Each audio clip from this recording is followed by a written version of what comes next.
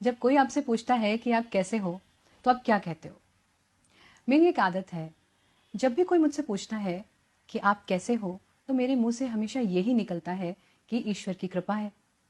अभी कुछ ही दिनों पहले किसी ने मुझसे पूछा कि दीदी, आप चाहे किसी भी मनस्थिति में हो, किसी भी परिस्थिति में हो, लेकिन जब आपसे ये पूछते हैं कि आप कैसे हो, तो आप हमेशा यही कहते हो कि ईश्वर की कृपा है।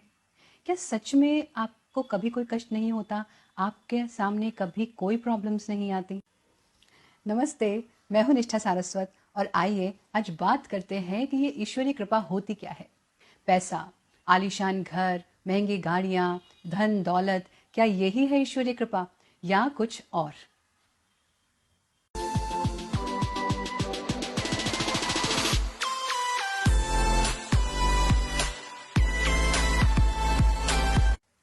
द्रौपदी के स्वयंवर में जाते वक्त श्री कृष्ण अर्जुन से कहते हैं कि हे पार्थ, तराजू पर पैर संभाल कर रखना, अपना संतुलन बनाकर रखना और तुम्हारा लक्ष्य मछली की आंख पर ही केंद्रित हो, इस बात का खास ख्याल रखना। तो अर्जुन श्री कृष्ण की तरफ देखते हैं और कहते हैं कि हे प्रभु, अगर सब कुछ मुझे ही करना है तो आप क्या करेंगे? आप क्यों मेरे साथ हैं? भगवान श्री कृष्ण हंसते हैं और हंसते हुए अर्जुन से कहते हैं कि हे पार्थ, जो तुमसे नहीं हो पाएगा वो मैं करूंगा। तो अर्जुन कहते हैं कि ऐसा क्या है जो मैं नहीं कर सकता? भगवान श्री कृष्ण फिर हंसते हैं और कहते हैं कि हे अर्जुन, उस अस्थिर विचलित पानी में जब तुम मछली की आंख पर निशाना साधोगे, उस समय उस अस्थिर पानी को स्थिर मैं रखूंगा। कहने का मतलब यह है कि आप स्वयं चाहे कितने भी बुद्धिमान क्यों ना हो, कितने भी निपुण क्यों ना हो, कितने भी विवेकशील और महान क्यों ना हो, लेकिन आप स्वयं हर एक परिस्थिति पर नियंत्रण नहीं रख सकते।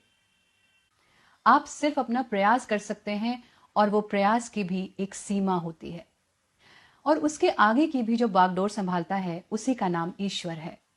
और उस पर यह अटूट विश्वास कि उसने ये बागडोर संभाली हुई है और वो हर पल आपके साथ है, ये है ईश्वरीय कृपा। पैसा, आलीशान घर, महंगी गाड़ियां, धन दौलत, ये सब ईश्वरीय कृपा नहीं है, क्योंकि ये सब तो आपने अपने कर्मों से बनाया है, अपने संचित कर्मों से बनाया है, आपके प्रारब्ध से आपको मिला है।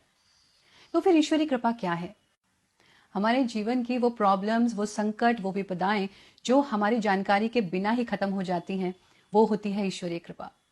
जब आप निराशा में डूबे हो, आपको कोई रास्ता समझ ना आ रहा हो, परिस्थिति से कैसे निकलें ये समझ ना आ रहा हो और सारी दुनिया आपका साथ छोड़ चुकी हो, उस समय जब कोई एक व्यक्ति आपके साथ आकर खड़ा हो और वो आपसे कहे मुझे तुम में विश्वास है, तुम आगे बढ़ो, और आप आगे बढ़ने की कोशिश करें, वो होती है ईश्वरीय कृपा। कभी कभी सफर के दौरान बहुत भीड़ भड़ाके में आपको धक्का लगे, आपका संतुलन बिगड़ जाए और आप गिरने वाले हों, लेकिन फिर भी आप बच जाएं, वो संतुलन ही है ईश्वरीय कृपा।